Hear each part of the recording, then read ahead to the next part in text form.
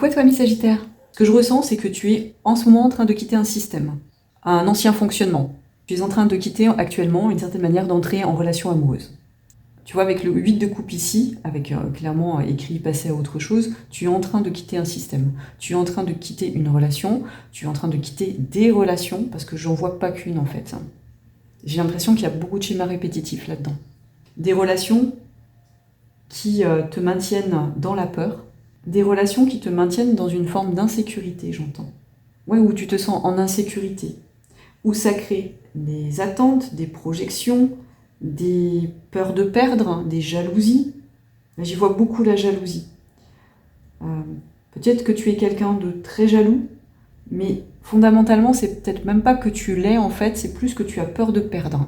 Là vraiment, j'entends ça. Tu as peur de perdre. Sans doute que tu as été trompé.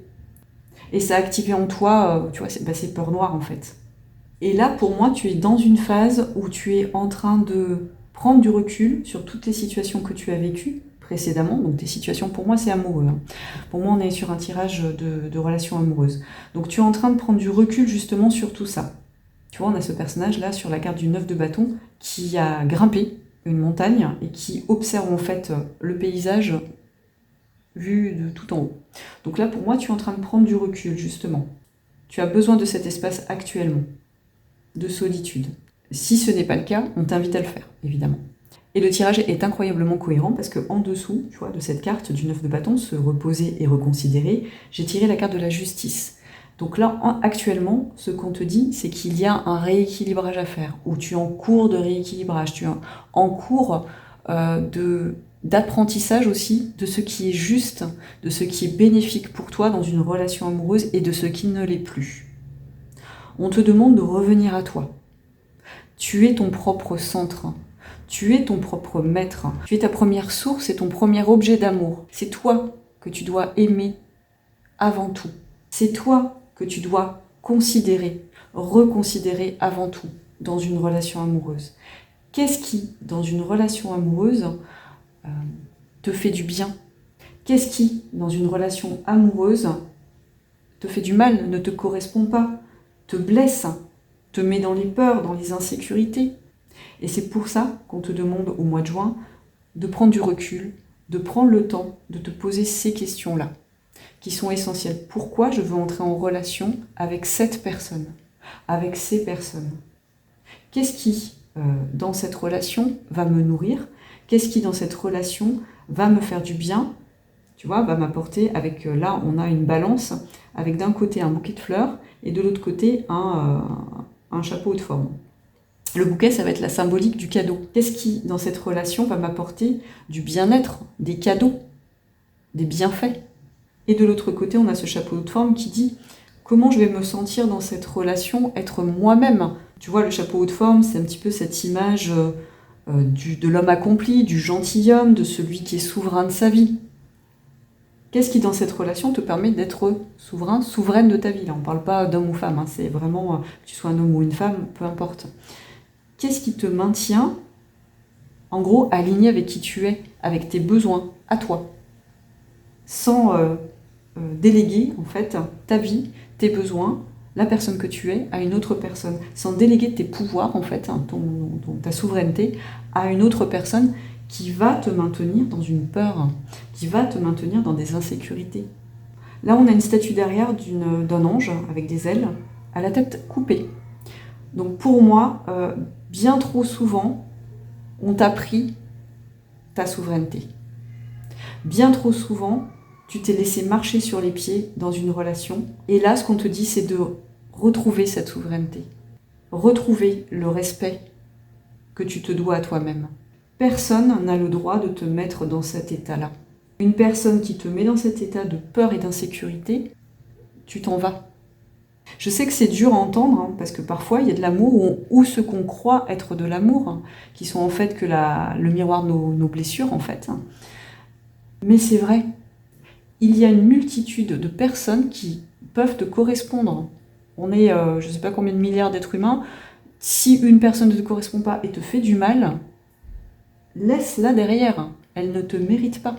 Et donc, pour continuer, c'est encore absolument, mais tellement clair. Et pour moi, tu as la réussite, là, tu as la reconnaissance, en fait. Tu vas reconnaître ta valeur. Tu la connais, ta valeur. Donc, ce qu'on t'invite à faire ici, donc, sous passer à autre chose, j'ai la carte du diable, d'accord? Et j'ai voulu avoir une carte supplémentaire avec... Donc, j'ai tiré la carte de la reine de coupe. Tu vois, on a ce personnage, la tentation, le moulin rouge. Et tu vois, le bouquet, il est là, il revient. Les faux cadeaux. Parfois, on peut être tenté d'entrer dans une relation qui nous charme, hein, qui nous subjugue, et qui n'est pas faite et qui n'est pas bénéfique pour nous. Et c'est ce qu'on te dit, en fait, de prendre conscience, là, actuellement. Des personnes en face de toi portent des masques, des personnes ne se montrent pas telles qu'elles sont réellement, des personnes vont essayer de te charmer pour essayer de te posséder. Et toi, ce qu'on t'invite à faire, justement, avec cette reine de coupe, c'est de faire la lumière là-dessus.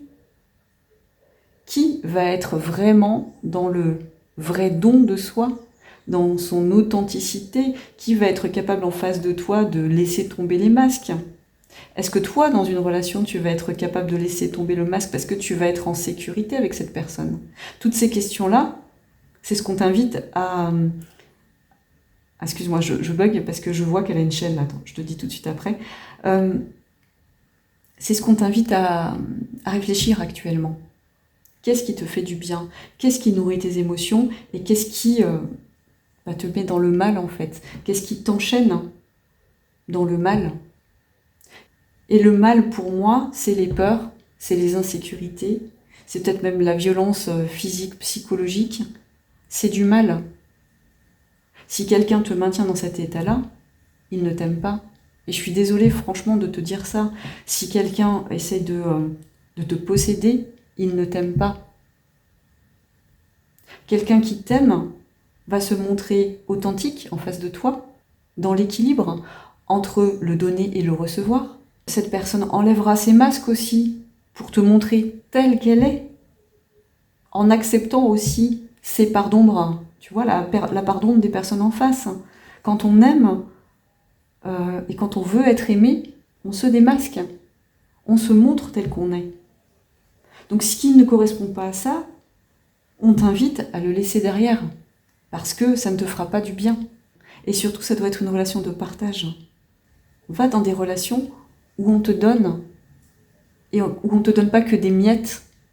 Je te dis tout ça, je sais à quel point c'est difficile. Hein. Je te dis simplement ce qui ressort des cartes. Je te dis simplement, moi, ce que je vois dans les cartes. Et là, pour moi, c'est très très clair. Là, on vous met en garde d'arrêter les relations toxiques, en fait. Hein, d'arrêter les relations déséquilibrées, les relations malsaines, pour aller vers des belles relations. Parce que ça existe. Parce que c'est ouvert pour vous, en fait. Parce qu'il existe ces personnes-là qui vous accepteront, qui vous accueilleront tels que vous êtes. Avec vos défauts, avec vos qualités, vos défauts. Mais pour ça, ça part de soi. Il faut accepter de voir, en fait, les parts d'ombre en nous. Les choses qu'on fait, qu'on continue de faire, alors que ça ne nous sert pas du tout et que ça nous prend de notre liberté, de notre libre arbitre, de l'amour qu'on se porte à soi. Et ça part vraiment de ça, en fait. On part toujours de l'amour qu'on se porte à soi. On est le premier être sur cette terre qu'on doit aimer. Et ce n'est pas de l'égocentrisme. C'est une base. On s'aime soi et on peut donner à l'autre une fois qu'on a compris pourquoi on s'aime. Et on peut donner à l'autre une fois que notre coupe est pleine d'amour pour soi. Et ça vaut dans toutes les relations. Voilà, je crois que c'est tout pour moi. En tout cas, si tu es dans cette configuration, on te dit que de toute façon, tu es en fin de cycle. Tu es en train de comprendre toutes ces choses. C'est pas facile. Je suis de tout cœur avec toi. Je suis pas là pour te donner des leçons, en fait. Je suis là pour révéler des choses. Vraiment, tu as vraiment toute ma compassion. On vit tous, à un moment donné, je pense, des relations qui sont pas équilibrées. Et le tout, c'est d'apprendre de nos erreurs. Voilà, pour grandir, pour évoluer. Alors, je te souhaite un merveilleux mois de juin. Je te souhaite tout plein de courage et je te dis à très vite. Des bisous.